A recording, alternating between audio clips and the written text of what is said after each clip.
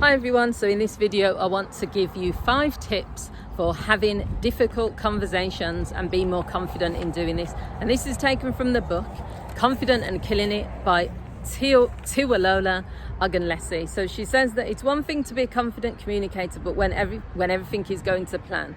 But what happens when things get a bit challenging? So here are 5 steps that you can take. So the first one is to have the conversation. Stop avoiding having the conversation. You know, it's no point in putting things off. And something that I've also talked to my clients about too is just this idea of when you avoid something, you either become resentful or it just boils up, and then it either comes out in other ways. Like sometimes it's in your behavior, sometimes it's in how you feel, you know, this emotional thing, like you're on edge or that there's something keeping you stuck. So the second one is to be open and listen. Once you've brought up the issue with the person, don't just be waiting for a chance to respond and to be defensive.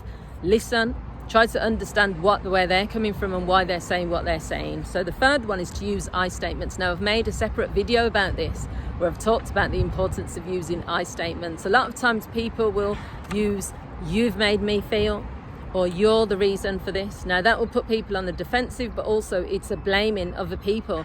It's not taking responsibility for how you feel. If you say to someone "I feel" or "I did this" or "I choose this," no one can argue with you because you're owning the statement. But if you say "you made me feel," they can argue with you on that. So use I statements. That was one of the first things I learned when I was on my counselling course.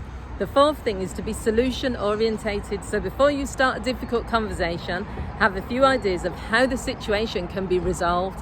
Start thinking about, okay, well, this is the conversation we're going to have. I know it's going to be challenging, so what could be a few potential solutions? And the final thing is to follow up after some time, have a check-in. So once you've had the difficult conversation, don't just leave it. You know, there could be some feelings about it. So check in with the person, say, you know, we talked about this a few weeks ago or last week. How are you feeling now? So you can then review it. And if you have to then have a further conversation, you can do that. So thanks for watching. I hope you found this video useful. If you have, feel free to share this with others. Feel free to leave your comments.